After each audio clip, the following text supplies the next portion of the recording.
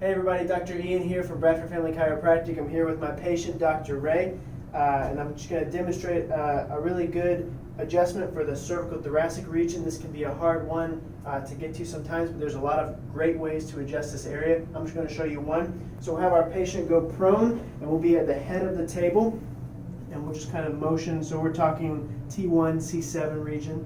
We'll kind of motion to see where we want to go.